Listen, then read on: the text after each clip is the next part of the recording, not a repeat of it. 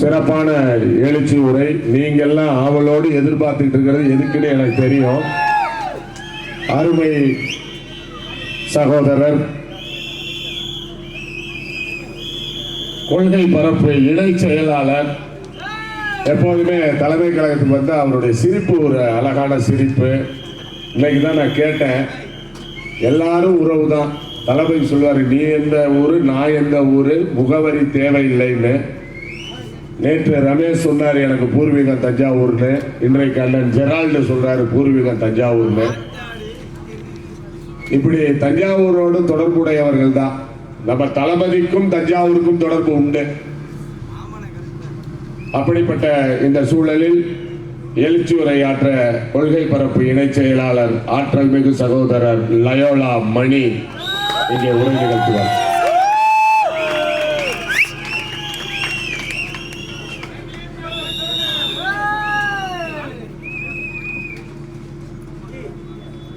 லாஸ்ட்ல பேசுறது எவ்வளவு கஷ்டம் நமக்கு தான் தெரியும். கரெக்டா புரிஞ்சுக்கிட்டேன் மனச. எல்லாம் பேசுறது நீங்க தான்.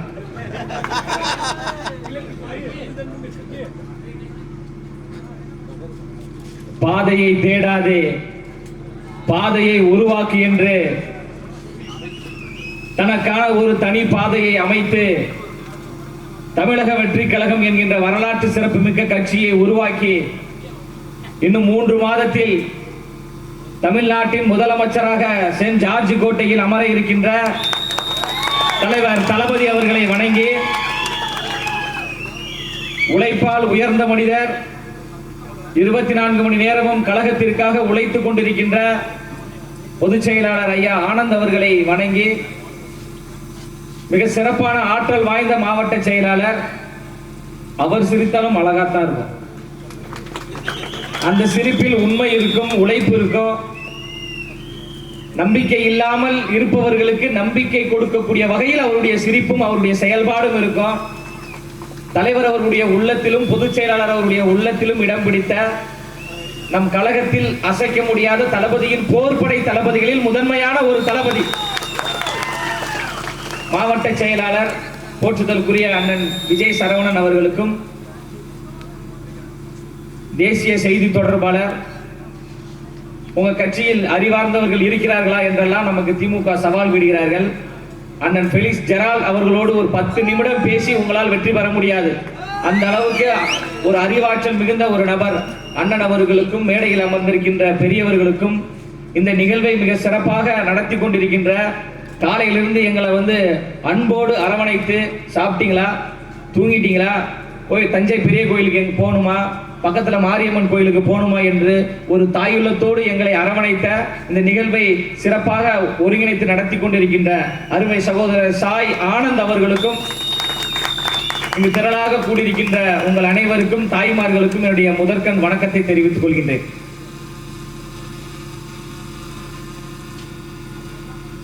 அண்ணன் சொன்னார், மாவட்ட செயலாளர் சொன்னாங்க, நம்ம ஃபெலிக்ஸ் அண்ணா சொன்னாங்க, தீய சக்தி, தீய சக்தி அப்படின்னு சொல்றாங்க. தீய சக்தினா யார சொல்லுவோம்? தீமை பண்ணா அவங்கள தீயவர்கள், அநீதி பண்ணா தீயவர்கள், பொய் சொன்னா தீயவர்கள், மக்களை ஏமாற்றினால் தீயவர்கள். அப்ப தீய சக்தி என்பது திமுக. அப்ப திமுக என்றால் திராவிட முன்னேற்ற கழகம் கிடையாது, திருடர்கள் முன்னேற்ற கழகம். திமுக திருடர்கள் முன்னேற்ற கழகம் என்றால் இன்னொன்னு இருக்குல்ல, அதிமுக, அனைத்தையும் திருடும் முன்னேற்ற கழகம்.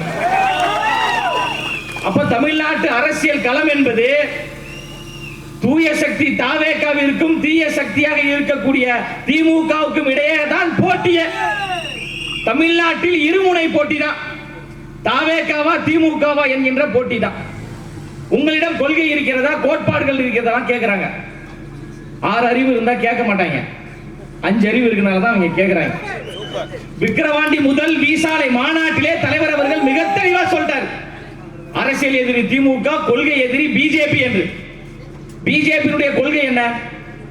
பிறப்பின் அடிப்படையில் உயர்வு தாழ்வு உண்டு என்று சொல்வது பிஜேபி, பிறப்புக்கும் எல்லா உயிருக்கும் என்று சொல்வது தாவேகா. பிஜேபியினுடைய பி டீம் தாவேகா என்று யார் சொல்றார்? டிஎம்கே டிஎம்கே ஸ்பீடா சொல்லுங்க, ஸ்பீடா சொல்லுங்க. டிஎம்கே டிஎம்கே டிஎம்கே டிஎம்கே டிமிக்கி டிமிக்கி டிமிக்கி டிமிக்கி டிமிக்கி டிமிக்கி டிமிக்கி வருதா? டிமிக்கி கட்சி திமுக நம்மளை பார்த்து பிஜேபி பி டீம் என்று சொல்கிறது. தாவேகா பிஜேபியினுடைய பி டீம் கிடையாது. திமுக தான் பிஜேபியினுடைய மெயின் டீமாக செயல்பட்டு கொண்டிருக்கு. பிஜேபி என்கின்ற மதவாத கட்சியை, பிஜேபி என்கின்ற பிளவுவாத கட்சியை தமிழ்நாட்டிற்குள் கொண்டு வந்த அயோக்கியர்கள் யார்? திமுக. கலைஞர் அவர்களின் ஆசி பெற்ற சின்னம் தாமரை, திமுகவின் ஆதரவு பெற்ற சின்னம் தாமரை. தாமரைக்கு ஓட்டு போடுங்க என்று தெரு தெருவாக சந்து சந்தாக ஓட்டு கேட்ட அயோக்கிய திருட்டு கூட்டம் தான் இந்த திமுகவினுடைய கூட்டம். நாங்க பிஜேபி எந்த வடிவத்தில் வந்தாலும் எதிர்க்கக்கூடியவர்கள். தந்தை பெரியார் அவர்களையும் புரட்சியாளர் அண்ணல் அம்பேத்கர் அவர்களையும் கொள்கை தலைவராக உயர்த்தி பிடிக்கிறோம்.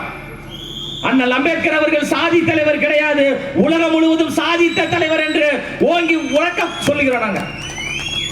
அதனால எங்க மீது இந்த பிஜேபி முத்திரலாம் குத்தாதீங்க. தமிழ்நாட்டில் உலகத்துல கூட சொட்ட மண்டையில் கூட முடி மலருமே தவிர தமிழ்நாட்டில் தாமரை மலரே மலராது, மலரவும் விடமாட்டோம். பிஜேபியோடு கள்ள உறவில் இருப்பவர்கள், பிஜேபியோடு வெளிப்படையான உறவில் இருப்பவர்கள் திருட்டு திமுக அயோக்கிய கும்பல் தான். தஞ்சை என்றாலே தமிழ்நாட்டின் நெற்களஞ்சியம் என்று சொல்றோம். என்ன வளம் இல்லை என்ற திருநாட்டில் ஏன் கையை ஏந்த வேண்டும் வெளிநாட்டில், ஒழுங்கா பாடுபடு வயல் காட்டில், உயரும் உன்மதிப்பு அயல் நாட்டில். கடவுள் என்னும் முதலாளி கண்டெடுத்த தொழிலாளி விவசாயி. விவசாய பூமி, இந்த விவசாய பூமியை நாசமாக்கிய நாசகார கும்பல் தான் இந்த திமுக என்கின்ற கும்பல். வரலாற்றிலேயே திமுக என்கின்ற கட்சி இப்பொழுதுதான் வலிமையான ஒரு தலைவரை நீங்க எதிர்கொள்றீங்க. தாவேகா என்கின்ற வலிமையான ஒரு கட்சியை எதிர்கொள்றீங்க. மூன்றெழுத்து மந்திரமான விஜய் என்கின்ற மூன்றெழுத்து மந்திரத்தை திருட்டு திமுக எதிர்கொள்கிறது. எதிர்கொள்ள முடியல. அதனாலதான் அண்ணன் சொன்னார், தட்டி தட்டின்னு சொன்னதெல்லாம் உங்களுக்கு சில பேருக்கு புரியல நினைக்கிறேன். பேருந்து நிலையத்தில் பேனர் ஒன்று வச்சிருக்கிறாங்க. இந்த சகோதரி போன்று பேசுவதற்கு யாராவது இருக்கிறார்களா தற்குறி கூட்டமே அப்படின்னு சொல்லிட்டு பேனர் வச்சிருக்காங்க திமுக கட்சியை சார்ந்தவர்கள். அந்த சிறுமி ஒரு அரசியல் தெளிவுள்ள சிறுமி தான் நினைக்கிறேன். ஆனா இந்தியாவிலேயே தலை சிறந்த தற்குறிகள் 2 பேர் இருக்காங்க தமிழ்நாட்டில். வழக்கு வந்தாலும் அதை மாவட்ட செயலர் அவர்கள் எதிர்கொள்வார். 2 தற்குறிகள் வெளிப்படையாக சொல்றேன். உலகக்கோப்பை கிரிக்கெட் போட்டி மாற்றுத்திறனாளி சிரிப்பு வருதா? ஞாபகம் இருக்கா? ஒரு மாற்றுத்திறனாளி சகோதரங்க. நான் உலகக்கோப்பை கிரிக்கெட் போட்டியில விளையாடி கப்பு வாங்கிட்டேன் அப்படின்னு சொல்லிட்டு ஐயா ஸ்டாலின் அவர்களுடைய மகன் இருக்கக்கூடிய திருவல்லிக்கேணி சேப்பாக்க தொகுதியிலேயே ஒரு பழைய கப்பு கடையில ஒரு 2 கப்பை வாங்கிட்டு வந்தாங்க. இப்ப ஜெயிச்சாங்கன்னா ஒரு கப்பு தானே கொடுப்பாங்க. அந்த ஆளு 2 கப்பை எடுத்துட்டு முதலமைச்சர் ஒரு முறை போய் பார்த்துட்டு வந்துட்டார். ஐயா, உலகக்கோப்பை கிரிக்கெட்ல விளையாடி ஜெயிச்சு கப்பு வாங்கிட்டேயா. ஸ்டாலின் அவர்களுக்கு ஒரே சந்தோஷம். தமிழ்நாட்டை சார்ந்தவர் ஒருத்தர் கப்பு வாங்கிட்டு வந்திருக்கிறாரு. திருப்பி உதயநிதி ஸ்டாலினை பார்க்க போறார். யாரு? நம்ம சுதந்திர போராட்ட தியாகி கூத்தாடி. சிரிக்காதே, கூத்தாடி தான். 2 வருஷத்துக்கு முன்னாடி நயன்தாராவோடு டான்ஸ் ஆடியவர் தான் உதயநிதி ஸ்டாலின் அவர்கள். அதனால கூத்தாடி உதயநிதி ஸ்டாலினை பார்க்க போறாரு. அவரும் தம்பி அதெல்லாம் பேசக்கூடாதுரா, அது உண்மையிலே வழக்காயிங்க. பால்டாயில் சொல்றாப்ல, அதான் ஆர்வம். உதயநிதி ஸ்டாலினை போய் பார்த்து ஒரு கப்பை கொடுக்குறாப்ல. அவரும் ஒரு கப்பை வாங்கி வச்சிட்டார். தமிழ்நாட்டு மக்களுக்கு மட்டும் இல்லாம உலகத்துக்கே ஒரு ஆச்சரியங்க. இப்படி ஒரு உலகக்கோப்பை கிரிக்கெட் போட்டி நடந்துச்சா? இப்படி ஒருத்தர் விளையாடினாரா? உண்மையிலேயே ஜெயிச்சாரான்னு நம்ம விர்ச்சுவல் வாரியர்ஸ் சொல்லவா வேணும்? உலகத்தையே கலக்கி கொண்டிருக்கின்ற டிவிகேவினுடைய விர்ச்சுவல் வாரியர்ஸ் நோண்டி எடுத்துட்டான். கடைசியில் அவர் உலகக்கோப்பையை விளையாடல தலைவா. ஆமா, உங்களுக்கு தெரியுமா தெரியாது எனக்கு தெரியல. உண்மையிலேயே உலகக்கோப்பையை விளையாடல. பழைய கப்பு கடையில கப்பை வாங்கிட்டு போயிட்டு முதலமைச்சரையும் துணை முதலமைச்சரையும் ஒரு மாற்றுத்திறனாளி சகோதரர் பார்க்கிறார் என்றால் உலகத்திலேயே தலை சிறந்த தற்குறி தமிழ்நாட்டின் முதலமைச்சரும் தமிழ்நாட்டின் துணை முதலமைச்சரும் உதயநிதி ஸ்டாலின் தான். நாங்கள் தற்குறி கூட்டம் அல்ல, தத்துவத்திற்கான கூட்டம். தமிழ்நாட்டில் ஆட்சி மாற்றத்தை ஏற்படுத்தக்கூடிய கூட்டம். இங்கே கூடியிருக்கின்ற கூட்டம் என்பது கூடி கலையும் கூட்டம் அல்ல, திமுக கும்பலை கூண்டோடு வீழ்த்தக்கூடிய கூட்டம். முதல் ஐயா, இங்க இருக்கின்ற திமுக கட்சிக்காரர்களுக்கு நேரடி சவால். எங்களுடைய மாவட்ட செயலாளர் அவரிடம் நீங்கள் பேசி வெற்றி பெற்று விட்டீர்கள் என்றால் நான் நாளைக்கு திமுக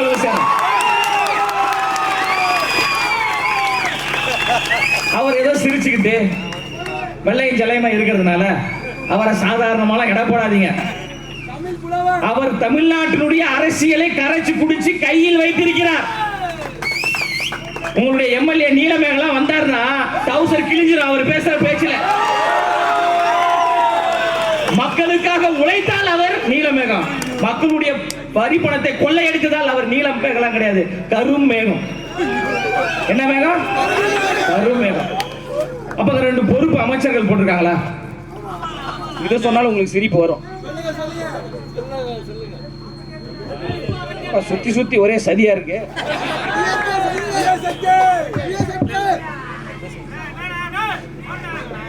தம்பி டென்ஷன் ஆகுது, ஒன்னும் பிரச்சனை இல்லை.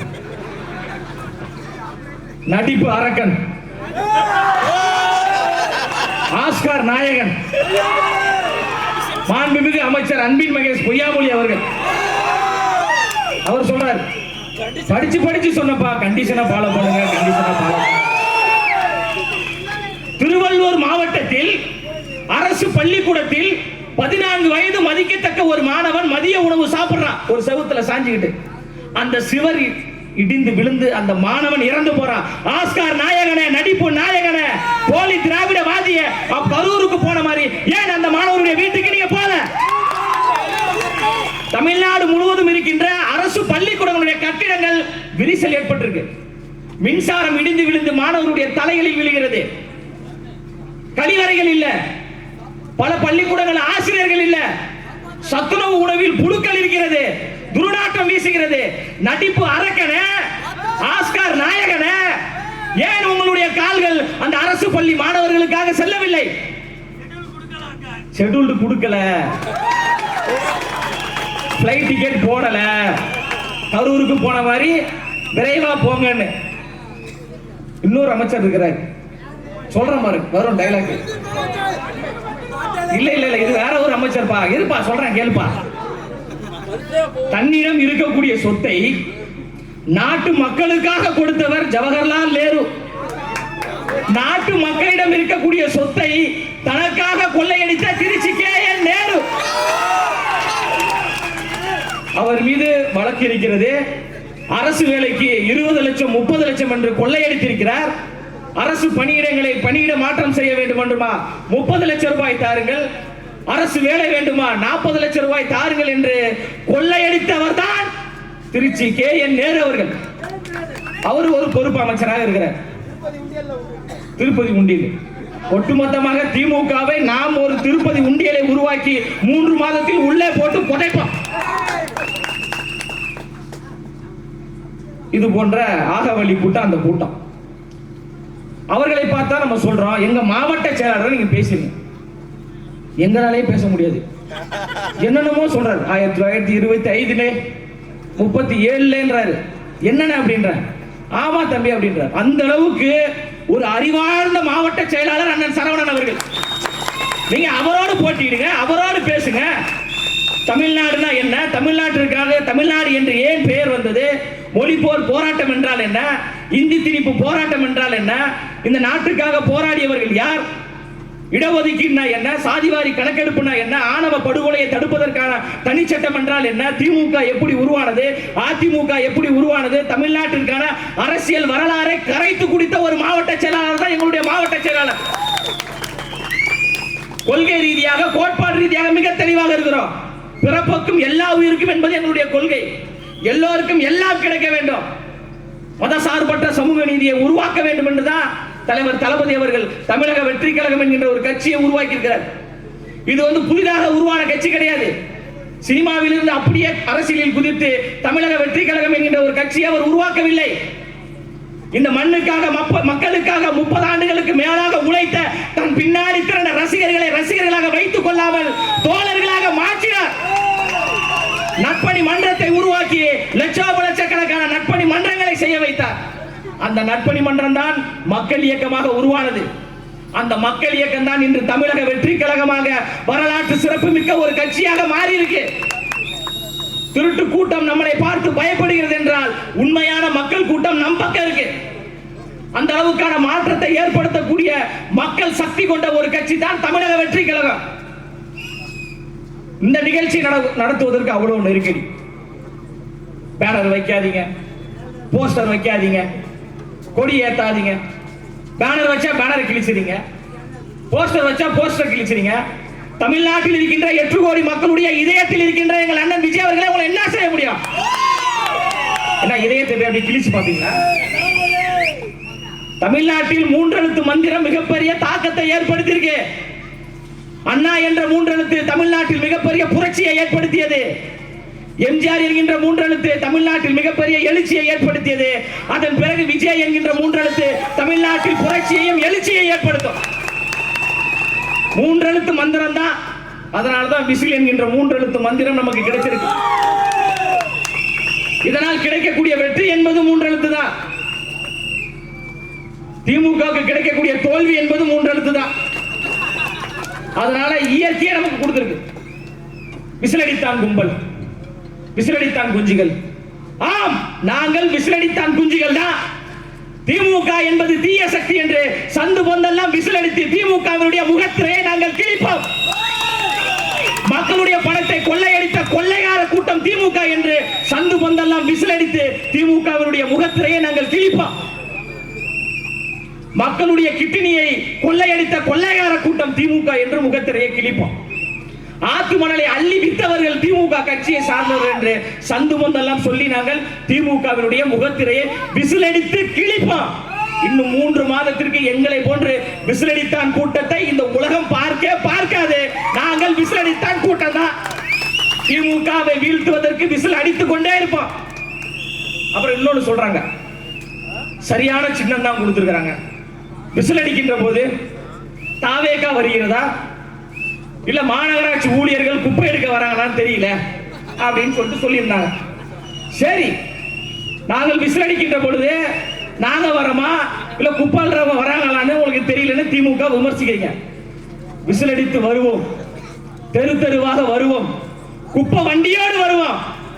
எங்களுடைய விசில் சத்தத்தை கேட்டு தமிழ்நாட்டில் இருக்கின்ற தாய்மார்கள் எல்லாம் வெளியில் வருவார்கள். கருப்பு கலர் கவரை கையில் வைத்துக் கொண்டு, கைகளில் டஸ்ட்பினை வைத்துக் கொண்டு, அந்த கருப்பு கலர் கவரும் டஸ்ட்பினில் இருப்பதும் திமுக என்கின்ற குப்பை. திமுக என்கின்ற குப்பையை அந்த குப்பை வண்டியில் போட்டு புதைத்து ஊருக்கு ஒதுக்குப்புறமாக தூக்கி போடுவதுதான் தமிழக வெற்றி கழகத்தினுடைய ஒரே இலக்கு. கொள்கை ரீதியா பேசுங்க, கோட்பாடு ரீதியா பேசுங்க, எல்லாவற்றையும் நாங்கள் எதிர்கொள்றோம். அந்த பேனரை பார்க்கும்போது எனக்கு அவ்வளவு கோவம். உண்மையிலே அவ்வளவு அறிவார்ந்த ஆட்களை கொண்ட ஒரு கட்சி. சரி, உங்கள்கிட்ட தான் அறிவு அப்படியே ஊத்துதுல மண்டையில. இன்னொரு அமைச்சர், இந்த மண்ணின் மைந்தர், உயர்கல்வித்துறை அமைச்சர் கோவை செழியனா, கோவிச்செழியன் உலக வரலாற்றிலே உண்மையிலே திருவள்ளுவர் உயிரோட இருந்தா மீண்டும் ஒரு முறை இறந்து போயிருப்பாரு. உண்மையில சிரிக்காதீங்க. ஒரு 2 திருக்குறள் அவரால் சொல்ல முடியல. அகழ்வாரை தாங்கும் நிலம் போல தம்மை இகழ்வார் பொறுத்தல் தலை, கற்க கசடர கற்பவை கற்றபின் நிற்க அதற்கு தக. எவ்வளவு அழகா சொன்னேன், சிறப்பா சொன்னேன். ஏதாவது திக்கிச்சா, ஏதாவது தப்பா சொன்னா? இப்ப நம்ம தற்கூரிகள் கூட்டமா?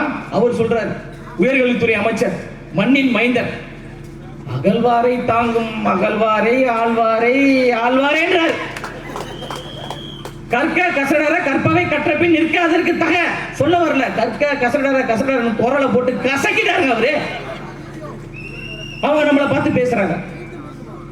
துணை முதலமைச்சர், சுதந்திர போராட்ட தியாகி, அவருடைய பிறந்த நாள் நிகழ்ச்சி.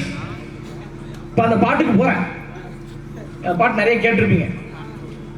முன்னாடி கருப்ப ரொம்ப குசும்புக்காரன், ஏற்கனவே ஒரு குசும்புக்காரன் தான் ஒரு அமைச்சர் அங்க இருக்காரு. முன்னாடி இப்படி உட்கார்ந்து இருக்காரு.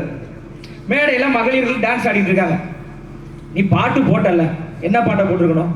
திமுகவினுடைய பாடலை போட்டிருக்கணும், திராவிட பாடல்களை போட்டிருக்கணும். உண்மையிலே திமுகவினுடைய கொள்கை பாடலை போட்டாங்க அவங்க. உண்மையிலே தம்பி, பாட்டில் சரக்கு ஒண்ணு குடிக்கவா, குடிச்சு தண்ணி மேல தள்ளாடாம நடக்கவா, குளிக்க தொட்டி ஒண்ணு கட்டவா, கட்டி ரம்மு ஜிம்மு அதில் ஊத்தவா, சாஞ்சிக்கலாமா சாஞ்சிக்கலாமா, சந்தோஷமா தான் சாஞ்சிக்கலாமா, குலுக்கி வச்ச கொக்கா கோலா போல சாயங்கால வேலை பொங்கி வந்தால. அமைச்சருக்கு பொங்கிடுச்சு போல.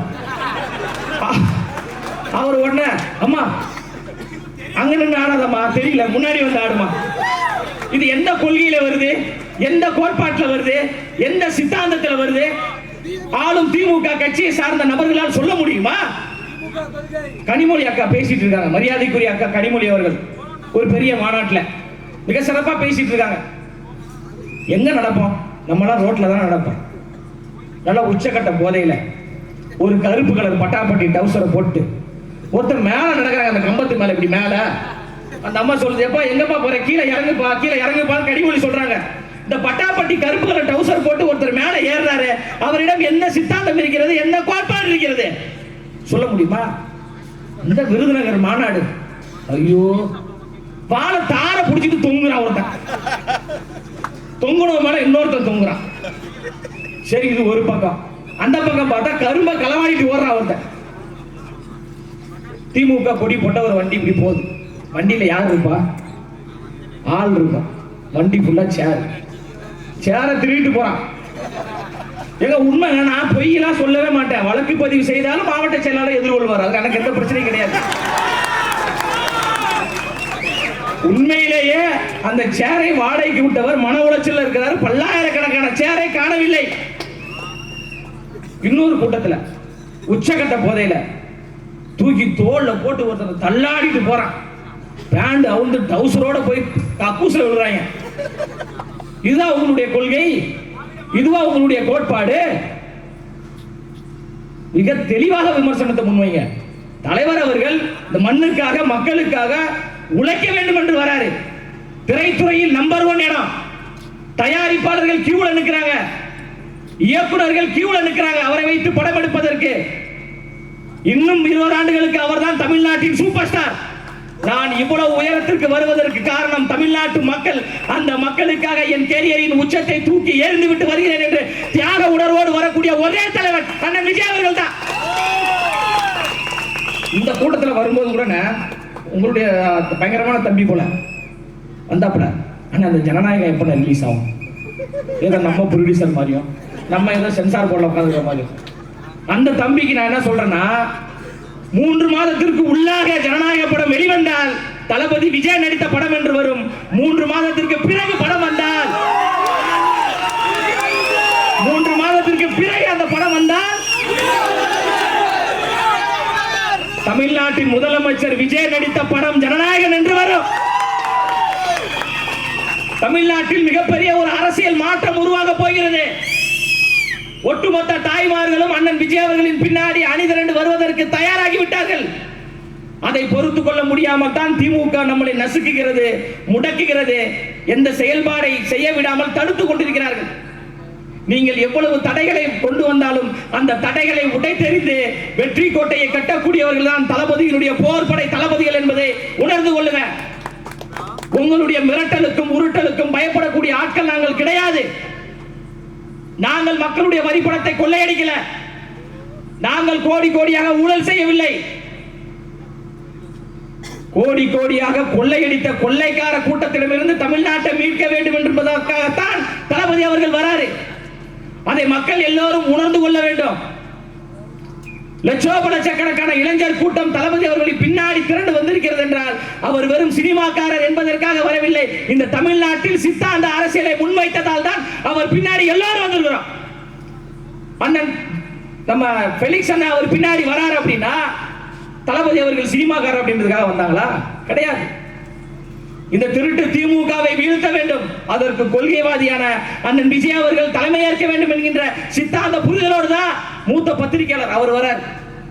முன்னாள் நீதியரசர்கள் கட்சியில வந்து சேர்றாங்க, முன்னாள் சட்டமன்ற உறுப்பினர்கள் வராங்க, முன்னாள் அமைச்சர்கள் கட்சியில் வந்து இணைகிறார்கள் என்றால் இவர்கள் எல்லாம் எதற்காக வர்றாங்க? தளபதியினுடைய தலைமை பண்பு பிடித்து போய், அவருடைய கொள்கை கோட்பாடு பிடித்து போய் தமிழ்நாட்டில் திமுக என்கின்ற கட்சியை வீழ்த்தக்கூடிய ஒரே ஆற்றல் வாய்ந்த கட்சி தாவேகா என்பதை உணர்ந்ததால் தான் எல்லாரும் வராங்க. நீங்க எங்களை செயல்பட விடாம முடக்கி வைத்து விட்டு நாங்க வீராதி வீரம் சூராதி சூரம் அனுமதி கொடு. எங்க தலைவர் மக்களை சந்திக்க வேண்டும் என்று நினைக்கிறார். இந்த தஞ்சைக்கு வர வேண்டும் என்று எங்க தலைவர் நினைக்கிறார்.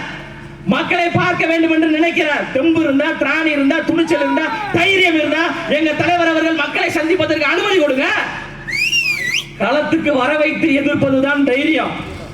முடக்கி விட்டு ஐயோ நாங்கள் 75 ஆண்டுகள் பவள விழா கொண்டாடிய கட்சி, அந்த பவள விழா கட்சியை வேரோடு வேறாக தூக்கி வீசதான் தமிழக வெற்றி கழகம் வருகிறது. தமிழ்நாட்டு மக்கள் முடிவு செய்து விட்டால் எவ்வளவு பெரிய கொம்பாதி கொம்மனாக இருந்தாலும் அசைத்து பாய்க்கும் ஆற்றல் படைத்தவர்கள் மக்கள். வானத்தில் இருக்கின்ற நட்சத்திரத்தை எப்படி எண்ண முடியாதோ அதே போன்றுதான் தமிழ்நாட்டில் அண்ணன் விஜய் அவர்கள் முதலமைச்சர் ஆவதை எந்த கொம்பாதி கொம்மனாலும் தடுக்கவே முடியாது. தலைவர் அவர்களுக்கு இயற்கையும் இறைவனும் தமிழ்நாட்டு மக்களும் துணை இருக்கின்ற பொழுது பவள விழா பாப்பாக்கள் கிடையாது. எந்த பாப்பாக்கள் வந்தாலும் லெப்ட் ஹேண்டில் டீல் பண்ணி சொல்லக்கூடியவர்கள் நாங்க. அதனால எங்களுடைய கூட்டம் என்பது மக்களுக்கான கூட்டம். சுதந்திர போராட்ட வீராங்கனை, சுதந்திர போராட்ட தியாகி அஞ்சலை அம்மாள் என்கின்ற அந்த பெரும் தலைவியை தமிழ்நாடு மட்டுமல்லாமல் உலகம் முழுவதும் கொண்டு போய் சேர்த்த பெருமை என் தலைவன் அண்ணன் விஜய் அவர்களுக்கு தான் இருக்கு. அஞ்சலை அம்மாள் அவர்களுடைய பேரன் திமுக இருக்காங்க. எழிலன் 1000 விளக்கு சட்டமன்ற உறுப்பினர் அஞ்சலை அம்மாள் அவருடைய பேரன். அவர்கள் கொண்டு போய் சேர்க்கல அவருடைய பாட்டினுடைய புகழை. திமுக கட்சியை சார்ந்தவர்கள் கொண்டு போய் சேர்க்கல அஞ்சலை அம்மாள் என்கின்ற அந்த பெரும் வீராங்கனையை. நீங்க சொல்லக்கூடிய கூத்தாடி, நீங்க சொல்லக்கூடிய சினிமாக்காரர் தான் அஞ்சலை அம்மாள் என்கின்ற அந்த பெண்மணியை உலக அரங்கில் கொண்டு போய் சேர்த்தாரு. வீரமங்க வேலு நாச்சியார் அவர்களை கொண்டு போய் சேர்த்திருக்கிறார். பெரும் தலைவர்களை கொண்டு போய் சேர்த்திருக்கிறார். மொழிப்போருக்காக தியாகம் செய்த மொழிப்போர் வீரர்களை கொண்டாட வேண்டும் என்று கொண்டாட வைக்கிறார். வழி நடத்துறார், எங்களை வழி நடத்தி கொண்டிருக்கிறார். திமுக கட்சியை சார்ந்தவர்களுக்கு சொல்றேன், நான் சகோதரி தட்டியா பேனர் வச்சவங்கள சகோதரியோடு பேசி ஜெயிச்சு பாருங்க அப்படின்னு. எங்களுக்கும் ஒரு சகோதரி வந்தாங்க, மிக சிறப்பான முறையில் பேசினாங்க. அந்த சகோதரியை வைத்து அந்த சகோதரியை நாங்கள் டீல் பண்ணிடுவோம். நான் டைரக்டா உதயநிதி ஸ்டாலின் அவர்களை என்னோடு பேசுவதற்கு நான் அழைக்கிறேன், நேரடியாக அழைக்கிறேன், தஞ்சை மண்ணிலிருந்து அழைக்கிறேன். வாருங்கள் திரு உதயநிதி ஸ்டாலின் அவர்களே, வாருங்கள் பேசுவோம். திராவிடம்னா என்னவென்று வாங்க பேசுவோம். தெரியுமா அவருக்கு? அவருக்கு தெரியாது. அவருக்கு என்ன தெரியும்? Car race. எப்பா கோத்து விட்டுறாத நீ. கார் ரேஸ் தெரியும். ஏன் அந்த ரேஸ் நடத்துறாருன்னு மக்களுக்கும் தெரியும். அதனால நாங்கள் அழைக்கிறோம், வாருங்கள் பேசுவோம். திமுக கட்சியை சார்ந்தவர் வாருங்கள் பேசுவோம். சமூக நீதி கட்சி, சமத்துவம் கட்சி என்று சொல்றீங்க. ஆட்சியிலும் பங்கு, அதிகாரத்திலும் பங்கு தரமாட்டேன் என்று சொல்வது சமூக நீதி கிடையாது, சமூக அநீதி. ஆட்சியிலும் அதிகாரத்திலும் பங்கு தருவேன் என்று சொல்வதுதான் சமூக நீதி. தமிழ்நாட்டில் உண்மையான சமூக நீதியின் தலைவன் அண்ணன் விஜய் அவர்கள். சாதிவாரி கணக்கெடுப்பு நடத்துவோம் என்று திமுக சொன்னது 4.5 வருஷம் ஆச்சு. சாதிவாரி கணக்கெடுப்பு நடத்துனீங்களா? தென் தமிழகம் முழுவதும் சாதி மோதல்கள் அதிகரித்து சாதிய படுகொலைகள் நடக்குது. அந்த படுகொலையை தடுப்பதற்கு ஆணவ படுகொலை தடுப்பு சட்டம் கொண்டு வருவோம் என்று திமுக சொன்னதை செய்தீர்களா? பெண்களுக்கு மானியம் 100 ரூபாய் தருவோம் சிலிண்டருக்கு சொன்னாங்களே, கொடுத்தாங்களா? கொடுக்கல. விவசாயிகள் போராடி இருந்தாங்க, கடந்த மழை காலத்துல போராடினாங்க. இந்த நெல்லை பாதுகாக்க முடியல, மழையால் நினைந்து நாசமாகிறது என்று போராடிய போது ஐயா ஸ்டாலின் அவர்கள் என்ன பண்ணாரு? அமரன் படமா என்ன படமா பைசன் திரைப்படம் பார்த்து கொண்டிருந்தார். இப்ப கேட்டா பச்சை துண்டை போட்டு நான் விவசாய மகன் என்று சொல்றாரு. 1500 நாட்களை கடந்து பரந்தூரில் விவசாயிகள் போராடி கொண்டிருக்கிறாங்களே ஐயா, விவசாய மகன் அவர்களே, அந்த விவசாயிகளை பார்ப்பதற்கு உங்களுக்கு நேரம் கிடையாதா? பைசன் திரைப்படம் பார்க்கறதுக்கு நேரம் இருக்குது, அமரன் திரைப்படம் பார்க்கறதுக்கு நேரம் இருக்கு, துபாய் போறதுக்கு நேரம் இருக்கு, கொள்ளையடிச்ச பணத்தை அங்கே முதலீடு செய்வதற்கு நேரம் இருக்கு. இங்கு தூய்மை பணியாளர்கள் போராடுறாங்க, பகுதி நேர ஆசிரியர்கள் போராடுறாங்க, தாய்மார்கள் போராடுறாங்க. எல்லாரும் போராடி கொண்டிருக்கின்ற பொழுது அவர்களை கவனிக்காமல் இருப்பது இது ஒரு திராவிட மாடலா? ஓரணியில் தமிழ்நாடு என்று பெருமையா பேசுறாங்க. ஐயா அப்படிலாம் கிடையாது ஐயா. ஓரணியில் தமிழ்நாடு கிடையாது, அண்ணன் விஜய் அணியில் தமிழ்நாடு. அண்ணன் விஜய் அவர்களின் பின்னால் தமிழ்நாடு திரண்டு வந்து விட்டது. அதை உணர்ந்து கொள்ளுங்க. அவத்தை யாரோ ஆள் மனசுல போய் சொல்லிட்டாங்க போல. அண்ணன் விஜய் அவர்கள் சினிமாவுக்கு போயிட்டாப்புல, அந்த இடம் வெற்றிடமா இருக்கு, நம்ம அந்த பக்கம் ஜம்ப் பண்ணிடுவோம் அப்படின்னு அவர் நல்லா தூங்கிட்டு இருக்கும்போது சொல்லிட்டாங்க போல. அவர் அதை நம்பிட்டார். ஏன் நம்ம சினிமா பக்கம் போகக்கூடாது, ஏன் விஜய் மாதிரியா ட்ரை பண்ணக்கூடாதுன்னு அதே வெள்ளை கலர் சட்டை, அதே பேண்ட், அதே வாக்கு, ஆனா வரல. அதே மாதிரி துண்டு அப்படி தூக்கி போடுறாங்க, அது மூஞ்சில அடிக்குது, எடுத்து போட்டு அப்படி நடந்து போறாரு. ஐயா ஸ்டாலின் அவர்களே, ரியலுக்கும் டூப்புக்கும் நிறைய வித்தியாசம் இருக்கிறது. ஸ்டாலின் அவர்களே, தமிழ்நாட்டின் ஒரே தளபதி எங்கள் தளபதி அண்ணன் விஜய் அவர்கள் தான். காப்பி பேஸ்ட் கட்சி திமுக பேரு.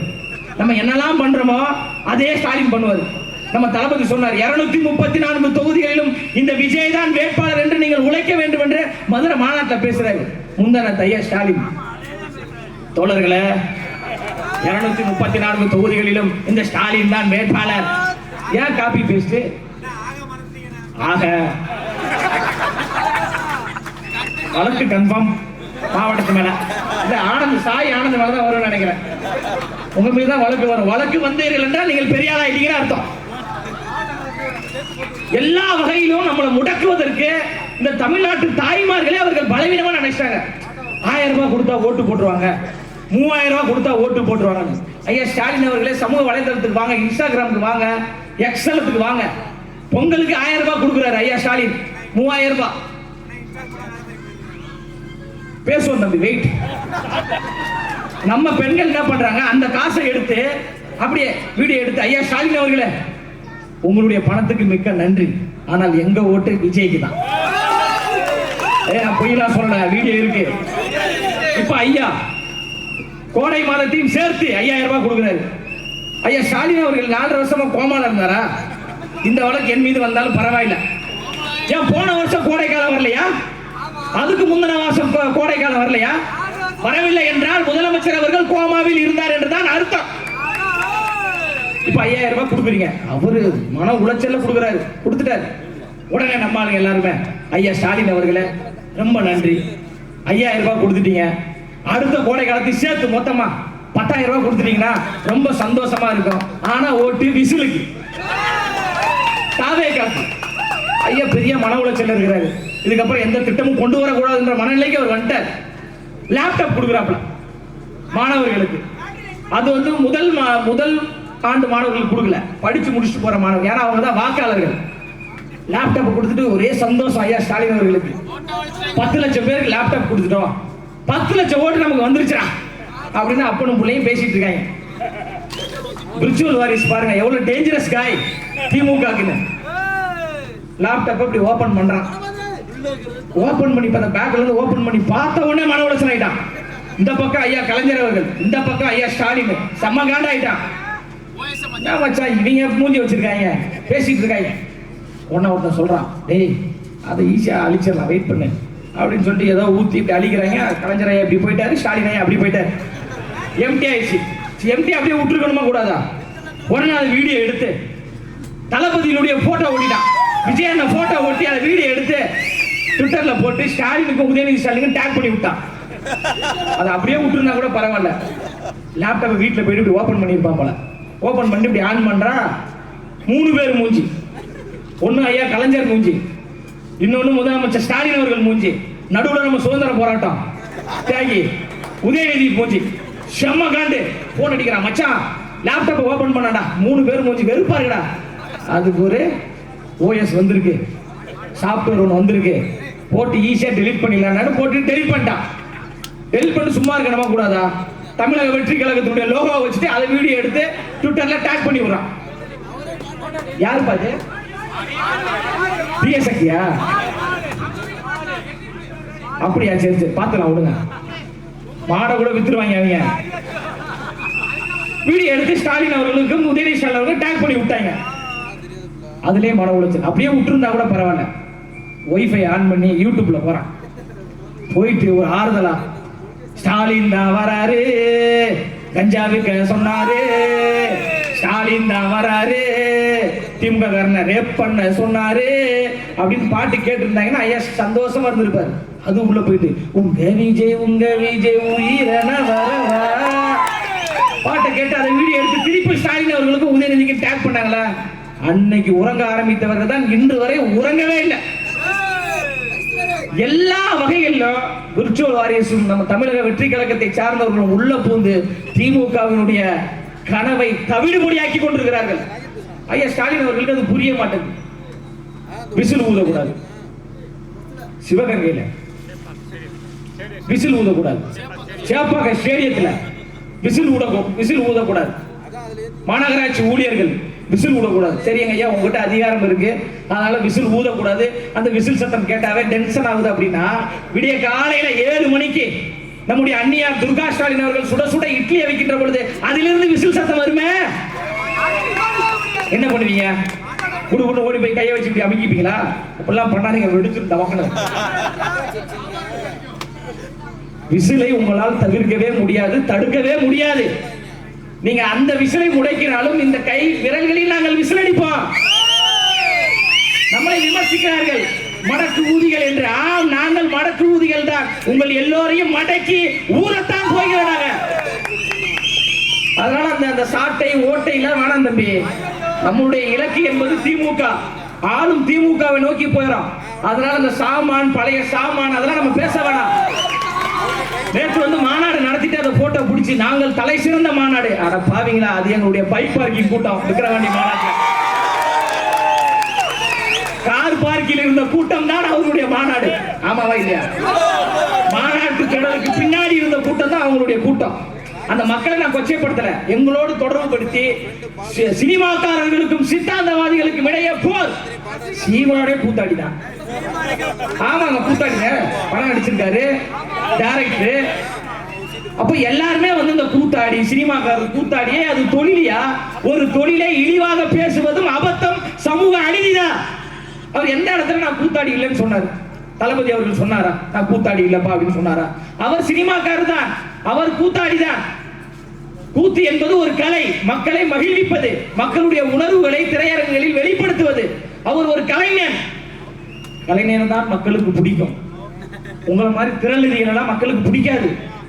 16 வருஷம் இல்ல, இன்னும் 160 வருஷம் நீங்க கட்சி நடத்தினாலும் அவ்வளவுதான், அது முடிஞ்சு போச்சு. அதனால அவங்க பயிற்சி எடுக்கிறாங்க. அதை பத்தி நீங்க பேசாதீங்க பிரதர், அதெல்லாம் வேணாம். நமக்கு நம்முடைய இலக்கு என்பது ஆளும் திமுக தான். ஆளும் கட்சியை எதிர்த்து தான் நம்ம அரசியலுக்கு வந்திருக்கிறோம். தமிழ்நாட்டு அரசியல் மட்டும் கிடையாது, இந்திய அரசியல் வரலாற்றிலேயே மாநிலத்தில் ஆளுங்கட்சியாக திமுக, ஒன்றியத்தில் ஆளுங்கட்சியாக பிஜேபி, 2 ஆளுங்கட்சியை எதிர்த்து வந்த ஒரே தலைவன் அண்ணன் விஜய் அவர்கள் தான். உண்மையாதான் சொல்றேன். நிகழ்கால அரசியல் மட்டும் இல்ல, கடந்த கால அரசியல் கூட நீங்க எடுத்துக்கோங்க. 2 ஆளுங்கட்சியை எதிர்த்து இதுவரை யாரும் அரசியல் கட்சி ஆரம்பிக்கவே கிடையாது. அதனால் நம் தலைவர் பக்கா மாஸ் தலைவர் தான். விமர்சிக்கிறார்கள்னா நீங்க கடந்து போங்க. நம்ம உண்மையும் நேர்மையுமா இருக்கிறோம். ஒரு பக்கம் 10 கட்சி கூட்டணி, ஒரு பக்கம் 12 கட்சி கூட்டணி. எத்தனை கட்சி கூட்டணியோடு வந்தாலும் தமிழ்நாட்டு தாய்மார்களும் இளம் தலைமுறையும் துணை நிற்கிறாங்க. தன்னன் தனியாக நான் வீழ்த்துவேன் என்று வரக்கூடிய என் தலைவன் பக்கா மாஸ் தலைவர் தான். துணிச்சலோடு களத்துக்கு வரோம். மக்களோடு கூட்டணி, மகத்தான கூட்டணி. பழம் நழுவி பாலில் விழுந்து விட்டது. அது பால் கிடையாது, பாதாள சாக்கடை. மறைந்த கேப்டன் விஜயகாந்த் அவர்களை ஒரு குடிகாரர் என்று சமூக வலைதளத்தில் பரப்புரை செய்த அயோக்கியர்கள் யார்? திமுக அயோக்கியர்கள் தான் கேப்டன் விஜயகாந்த் அவர்களை கொச்சைப்படுத்தினாங்க. சிவாஜி கிருஷ்ணமூர்த்தி என்கின்ற ஒரு புறம்போக்கு, அவனுக்கெல்லாம் வழக்கு பத்தி எனக்காக போட மாட்டாங்க. அந்த புறம்போக்கு எங்களுடைய கட்சி நிர்வாகிகளை தரைக்குறைவாக பேசுறாரு. மகளிருக்காக மாநாடு நடத்துகிறேன் என்று சொல்லக்கூடிய அக்கா கனிமொழி அவர்களை ஏன் இதுவரைக்கும் நடவடிக்கை எடுக்கல? பெண்களுக்கான ஆட்சி திமுக என்று பேசுறீங்களா ஐயா ஸ்டாலின் அவர்களே? ஏன் இதுவரைக்கும் அந்த சிவாஜி கிருஷ்ணமூர்த்தி மீது நீங்க நடவடிக்கை எடுக்கல, கட்சியை விட்டு நீக்கல? துணை முதலமைச்சர் உதயநிதி ஸ்டாலின் சொல்றாரு, எனக்கு பிடித்த பேச்சாளர்கள் சிறப்பான பேச்சாளர் சிவாஜி கிருஷ்ணமூர்த்தி. ஏன்னா இவர் நைட்டு 1 மணிக்கு இன்ஸ்டாகிராம்ல என்ன பண்றாரு உங்களுக்கு தெரியும். யாரு? சுதந்திர போராட்ட தியாகி. ஏதோ ஒண்ணு ரீட்வீட் பண்ணி விட்டாரா? புத்தியோட தானே இருக்கும். பேச்சாளர்களை வைத்து தரைக்குறைவா பேசுறீங்க. அக்கா பிரேமலதா விஜயகாந்த் அவர்களை குறித்து எவ்வளவு கீழ்த்தரமா பேசியிருக்காரு சிவாஜி கிருஷ்ணமூர்த்தி. ஆளும் திமுக கட்சியை சார்ந்தவர்கள். இப்ப அவங்க கூட்டணி ஒப்பந்தத்தில் கையெழுத்து போட்டுட்டு அக்கா பிரேமலதா விஜயகாந்த் அவர்கள் தேமுதிக அலுவலகத்துக்கு சென்று அந்த தேமுதிகவுடைய கொடியை ஏற்றுகின்ற பொழுது அந்த கொடி அறுந்து கீழே விழுந்து விட்டது. கேப்டன் விஜயகாந்த் அவருடைய ஆன்மா மன்னிக்கல, ஏற்றுக்கொள்ளல. திமுக என்கின்ற தீய சக்தியை வீழ்த்த வேண்டும் என்பதற்காகத்தான் தேமுதிக என்கின்ற ஒரு கட்சியை கேப்டன் விஜயகாந்த் அவர்கள் உருவாக்கினார். ஆனா இன்று காசிற்காக, அற்ப சீட்டிற்காக திமுகவோடு சரணடைகள் என்றால் மக்கள் தெளிவாக இருக்கிறாங்க. எத்தனை கூட்டணி வேணா வாங்க, நீங்க எத்தனை கூட்டணி வேணா வாங்க, தமிழக வெற்றி கழகத்துக்கு தான் மக்கள் வாக்களிப்பதற்கு தயாராக இருக்கிறாங்க. சட்டம் ஒழுங்கு சந்தி சிரித்துக் கொண்டிருக்கு. ஒரு நிரந்தர டிஜிபியை தமிழ்நாட்டின் முதலமைச்சர் போடலங்க, பொறுப்பு டிஜிபியை போட்டு வச்சிருக்காரு. எங்கு திரும்பினாலும் கற்பழிப்பு, பெண்களுக்கு பாதுகாப்பு இல்லை, மக்களுடைய பணத்தை கொள்ளையடித்துக் கொண்டிருக்கிறாங்க. இந்த நிலையெல்லாம் மாற வேண்டும் என்றால் தமிழ்நாட்டில் ஒரு மாற்று அரசியல் உருவாகணும். தமிழக வெற்றி கழகம் என்பது மற்றும் ஒரு அரசியல் கட்சி கிடையாது, மாற்றத்தை ஏற்படுத்தக்கூடிய அரசியல் புரட்சி. நம்ம முதன்மை சக்தி, பிரைமரி போர்ஸ், முதன்மை சக்தியா வரும். தாவேகாவா திமுகவா என்று வரும். இது 2 ஆண்டுகளுக்கு முன்னாடி உருவாக்கப்பட்ட கட்சி கிடையாது, 30 ஆண்டுகளாக முன்னாடி உருவாக்கப்பட்ட ஒரு கட்சி. விஜய் என்கின்ற ஒரு நபர் எப்பொழுது இந்த மக்கள் மத்தியில் அறிமுகமானாரோ அப்பொழுதே அது ஒரு மக்கள் கட்சியாக உருவாயிருச்சு. அதனாலதான் மிக சிறப்பான மாவட்ட செயலாளர்களை உருவாக்கி இருக்கிறார். 2026 சட்டமன்ற தேர்தல் என்பது பண்ணையாருக்கும் பாமரர்களுக்கும் இடையே நடக்கக்கூடிய அரசியல் போர். பண்ணையார் கட்சி திமுக, பாமரர்கள் கட்சி தாவேகா, பணக்காரர்களுக்கும் ஏழைக்கும் இடையே நடக்கக்கூடிய போர், சர்வாதிகாரிகளுக்கும் ஜனநாயகவாதிகளுக்கும் இடையே நடக்கக்கூடிய போர், அநீதிவாதிகளுக்கும் சமூக நீதிவாதிகளுக்கும் இடையே நடக்கக்கூடிய போர் தான் 2026 சட்டமன்ற தேர்தல். அதில் எளியவர்களின் பக்கமாக இருக்கக்கூடிய தாவேகா பெருவாரியான வாக்கு வித்தியாசத்தில் வெற்றியை பெறும். எங்களுடைய கட்சி சமூக நீதிக்கான கட்சி. பனையூர் அலுவலகத்திற்கு ஐயா ஸ்டாலின் அவர்களும் துணை முதலமைச்சர் அவரும் வாருங்கள். மாவட்ட செயலாளர் அண்ணா சரவணன் அவர்களுடைய கார்ல வாங்க. கட்சியினுடைய தலைமை அலுவலகத்தை நீங்க திறந்து பாருங்க. கண் எதிரே தந்தை பெரியார் அவர்களுக்கும் அண்ணல் அம்பேத்கர் அவர்களுக்கும் எங்க கட்சியினுடைய தலைமை அலுவலகத்தில் சிலை இருக்கிறது. அண்ணா அறிவாலயத்தில் இருக்கிறதா? அண்ணா அறிவாலயத்தில் இருக்கா? அம்பேத்கருக்கு சிலை இருக்கா? அண்ணா அறிவாலயத்தில் பெரியாருக்கு சிலை இருக்கா? அப்போ போலியவாதிகள் அம்பேத்கரையும் பெரியாரையும் போலியாக தலைவர்கள் என்று சொல்லிக்கொண்டு ஏமாற்றக்கூடிய ஏமாற்று கூட்டம் தான் திமுக. உண்மையும் நேர்மையுமாக ஒரு தலைவர், கரிஸ்மாட்டிக் லீடர், சாதி கடந்து, மதம் கடந்து, இனம் கடந்து, மொழி கடந்து, நாடு கடந்து நேசிக்கக்கூடிய ஒரு தலைவர். 600 கோடி மக்கள் தொகை கொண்ட உலக நாட்டில் முதல் 10 இடங்களில் தேடி போய் ஒருத்தரை பார்க்கிறார்கள் என்றால் அது அண்ணன் விஜய் அவர்களை பார்க்கக்கூடிய பிரபலமான ஒரு நபர். ஒரு அரசியல் கட்சி ஆரம்பிக்கின்ற பொழுது இந்த தலைவர்கள் எல்லாம் வைத்தால் சமூகத்தில் பிரச்சனை வரும் என்று அவருக்கு தெரியாதா? சாதி முத்திரை குத்துவார்கள் என்று தெரியாதா? அவர் தற்கூரியாக இருந்திருந்தால் இப்படிப்பட்ட தலைவர்களை வைப்பாரா? நீங்கள் காலம் காலமாக இவரை சாதி தலைவர் என்று சொல்லுகின்ற பொழுது அவர் சாதி தலைவர் கிடையாது. எனக்கான தலைவர், உங்களுக்கான தலைவர், உலக தலைவர் என்று அம்பேத்கரை உயர்த்தி பிடித்த போது அவர் என்றோ வென்று விட்டார். என்னைக்கே ஜெயிச்சிட்டான் என் தலைவன். கொள்கை ரீதியா ஜெயிச்சிட்டான், கோட்பாடு ரீதியா ஜெயிச்சிட்டான், சமத்துவ ரீதியா ஜெயிச்சிட்டான், சமூக நீதி ரீதியா ஜெயிச்சிட்டான். தலைநகர் சென்னையில மாவட்ட செயலாளராக திமுகவில் ஏதாவது பெண் இருக்காங்களா? ஒரு பெண் கிடையாது. தலைநகர் சென்னையில கிடையாது. அதிமுக கிடையாது. தலைநகர் சென்னை, தமிழ்நாட்டின் தலைநகர் சென்னையில பல்லவி என்கின்ற ஒரு சகோதரியை திருவிக நகர் என்கின்ற ஒரு நகரை மாவட்டமாக பிரித்து மாவட்ட செயலாளராக அறிவித்த ஒரே தலைவன் அண்ணன் விஜய் அவர்கள். சும்மா பெண் விடுதலை இல்லை என்றால் மண் விடுதலை இல்லை என்று வாயில் பேசக்கூடிய தலைவன் கிடையாது எங்க தலைவர். செயலால் செய்து காட்டக்கூடிய தலைவர் அண்ணன் விஜய் அவர்கள்.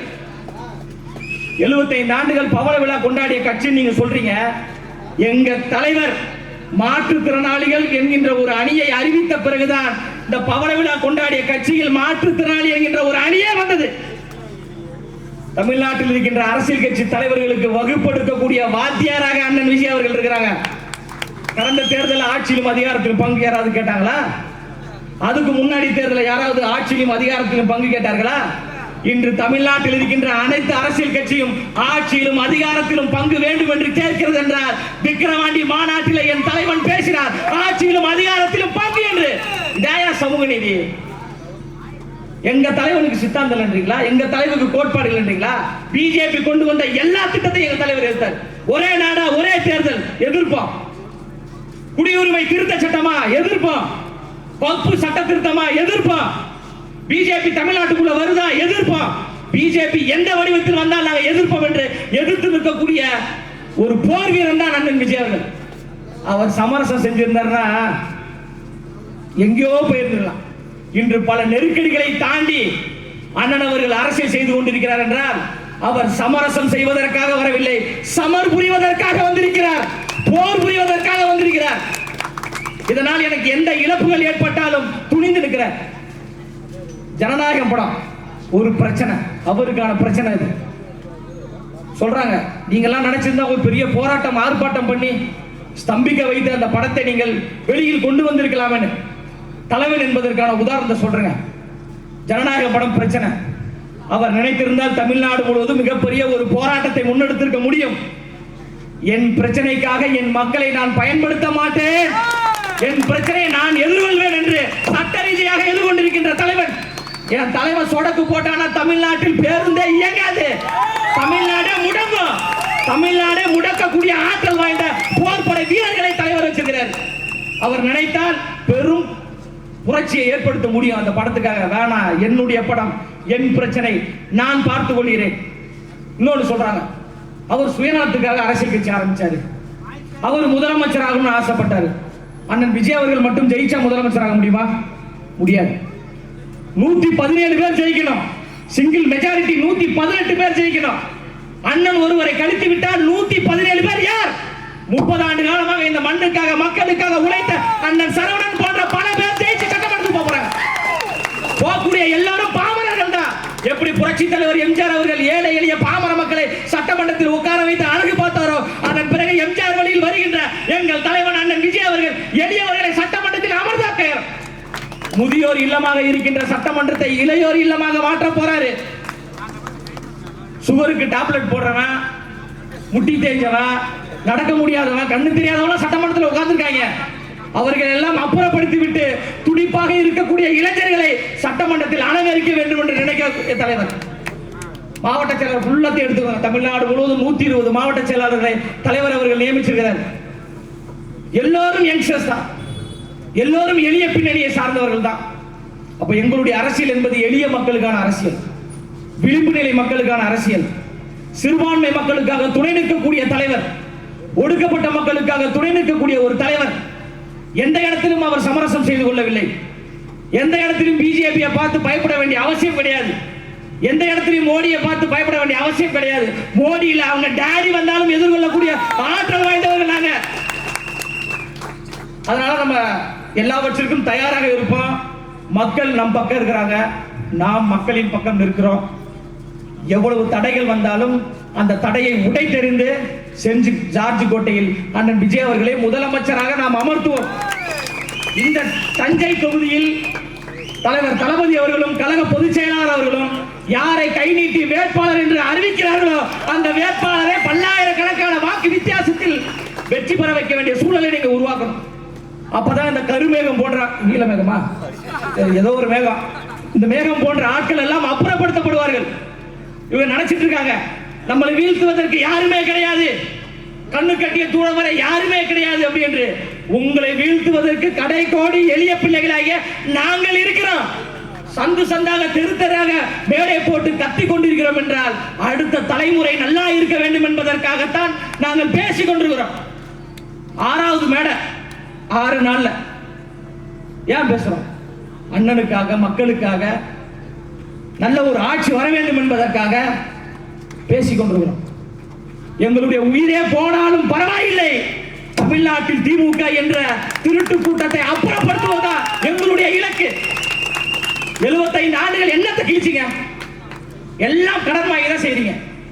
10 லட்சம் கோடி கடன் தமிழ்நாடு. இப்ப அடுத்து நம்ம கவர்மெண்ட் வந்துச்சுன்னா தலைவர் அவர்கள் எப்படி இதெல்லாம் சமாளிக்க போறாருன்னு தெரியல. அவ்வளவு குழப்பத்தில் இருக்க நாளாம். உண்மையிலே கோடி கோடியா கொள்ளையடிச்சு வைக்கிறாங்க. இறுதியாக ஒரே ஒரு கருத்தை சொல்லி நிறைவு செய்கிறேன்.